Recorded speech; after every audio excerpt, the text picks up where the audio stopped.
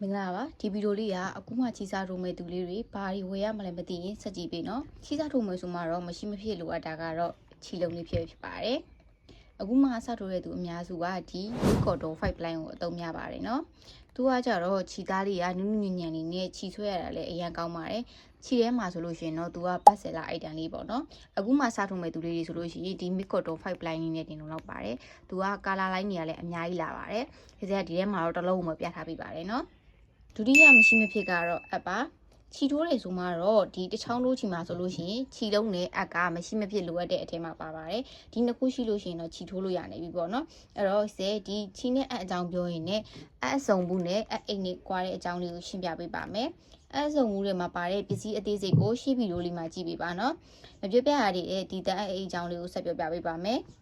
တန်အိတ်ကလေးဟာဆိုလို့ရှိရင်သူကစစ်ကလေးနဲ့လာပါတယ်အဲ့ထဲမှာဆိုလို့ရှိရင်ဒီလိုအယောင်စုံလင်းနဲ့အစိုက်တွေက2မီလီယာနေပြီးတော့ 6.5 ဒီပါပါတယ်ဒီစာတန်းလေးထုတ်ပေးထားပါမယ်နော်အစိုက်သေးထဲမှာဆိုလို့ရှိရင်လည်း 0.6 မီလီယာနေပြီးတော့ 1.9 မီလီတီပါပါတယ်ဒီအိတ်ထဲမှာကတော့တန်အိတ်ဆိုတဲ့အတိုင်းပဲလုံးဝအတေးကြီးပဲ22ဆောင်းလောက်ပါပါတယ်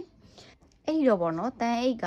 1000ခွဲဝန်းကျင်ဖြစ်ပြီးတော့ဒီလိုအဆုံဘူးက2000ခွဲဝန်းကျင်မှာရှိပါတယ်။ဆုံဘူးမှာ16ချောင်းပါပြီးတော့2000ခွဲဝန်းကျင်နဲ့ဒီလို22ချောင်းပါတဲ့1000ခွဲဝန်းကျင်မှာဆိုလို့ရှိရင်ဈေးက1000နီးပါးกว่าနေတော့22ချောင်းပါတာကပိုပြီးတန်မယ်လို့ထင်လုံးဝမှားပါမယ်နော်။သူ့မှာအားနည်းချက်တွေအများများပါတယ်။ဘာတွေလဲဆိုလို့ရှိရင်ကြတော့သူကအပ်ပဲပါတာဖြစ်တဲ့အတွက်ကြောင့်မလို့တခြားလိုအပ်တဲ့ကကြီးတို့ပီကျိုးတို့ဒီလိုမှတ်ကျိတ်တို့ပေါ့နော်လိုအပ်တဲ့ accessory တွေကိုသူကထပ်ဝယ်ရပါသေးတယ်။ဒီတန်အိတ်ကလေးကကြတော့ဟိစဲရဲ့အိတ်ကလေးပါဒါလေးကဟိစဲဝယ်ထားတာ9နှစ်လောက်တော့ရှိပါပြီအခုမှစားထိုးမဲ့သူလေးတွေအနေနဲ့ဒီလိုအဆုံဘူးနဲ့တန်အိတ်မှာဘယ်ဟာဝယ်ရမလဲမသိလို့ရှိရင်တော့ဟိစဲကဒီလိုအဆုံဘူးအဆုံပါတဲ့ဘူးပေါ့နော်အဆုံပါတဲ့ဘူးကိုဝယ်ဖို့ recommend ပေးပါတယ်သူကကြတော့2000ခွဲဝန်းကျင်နဲ့အဆုံပါလို့ပို့ပြီးတော့တန်တယ်လို့ခံစားရလို့ပါနောက်တစ်ခုကကြတော့လက်ကင်လဲပါတော့လက်ကိုနာတာတွေကိုလည်းသူကကာကွယ်ပေးပါတယ်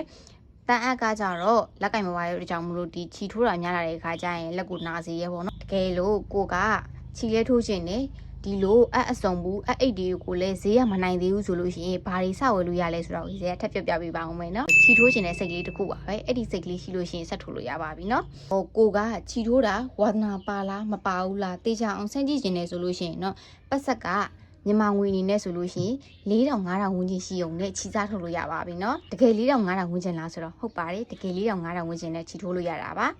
ါဘာလေးတွေဝယ်လို့ရမလဲဆိုလို့ရှိရင်ဒီလို mid cotton 5 line လေးကတစ်လုံးဝယ်လို့ရမယ်အကလေးကတစ်ချောင်းဝယ်လို့ရပါမယ်เนาะဒီချီစားထိုးတော့မှာဆိုလို့ရှိရင်ဒီလို mid cotton 5 line လေးတစ်လုံးနဲ့ဒီလိုပေါ့เนาะ355 ml အလေးတစ်ချောင်းကိုဝယ်ခဲ့တာပါအဲ့တုန်းကတော့မြန်မာငွေ2000ဝန်းကျင်နဲ့ရခဲ့ပါတယ်ရှင်2000တော့မကုန်ဘူးပေါ့เนาะအဲ့တုန်းကဈေးတွေကအရင်တက်တာတာဆိုတော့လေမရရအဲ့တုန်းကရေစဲကိုင်းနဲ့ 3.5 မီလီလေးရရွှေရောင်လေးပါရေစဲအဲ့အကလေးကိုအရင်သဘောကျတယ်ပေါ့နော်ရေစဲကိုချီထိုးတက်အောင်လို့အဲ့ဒီအကလေးကအများကြီးတင်ပေးခဲ့တာပါဒါပေမဲ့ရေစဲအပြင်သွားရင်းနဲ့မတော်တဆအကလေးကကြက်ပြောက်သွားတယ်ပေါ့နော်အဲအကြောင်းအဲ့ဒီအဒီကတော့မရှိတော့ပါဘူး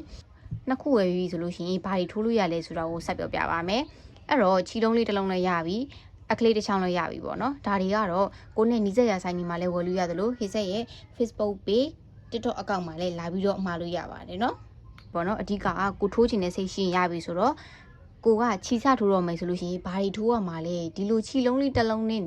အကလေးတစ်ချောင်းနဲ့ဘာတွေရမှာလဲဆိုလို့ရှိရင်ဒီစက်ပြောပြပေးပါမယ်အရင်ဆုံးဒီချီလုံးလေးနဲ့ပေါ့နော်ကိုကဖွန်မီလေးတွေလေ့ကျင့်မယ်ဖွန်မီလေးတွေရပါပြီဆိုလို့ရှိရင်တိုင်တိုလေးတွေဆက်လေ့ကျင့်မယ်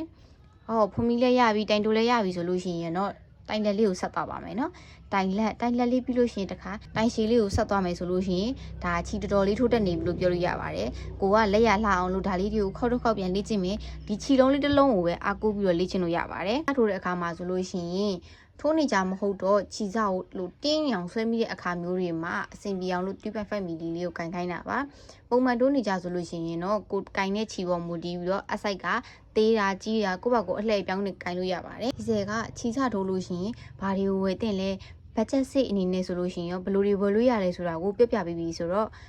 ့ဒီဗီဒီယိုလေးကအကျိုးရှိမယ်လို့ယုံကြည်ပါတယ်ကိုယ့်အတွက်လည်းအသုံးဝင်တဲ့အကျိုးလေးရှိရဆိုလို့ရှိရင်တခြားသူလေးတွေလည်းသိအောင်လို့ share သွားပေးပါအောင်เนาะနောက်ထပ်ဗီဒီယိုလေးတစ်ပုတ်ကြလို့ရှိရင်တော့ဒီချီလုံးနဲ့ app ပြင်တခြားလိုအပ်တဲ့ accessory တွေဘာတွေဝယ်ရမလဲဆိုတော့ဝိစက်က sharing လုပ်ပြအောင်မှာပဲဖြစ်ပါတယ်ဒါကြောင့်မလို့ဝိစက်ကို follow လုပ်ပြီးတော့စောင့်ကြည့်ဖို့မမေ့ပါနဲ့အောင်เนาะအားလုံးပဲတတ်တာပါ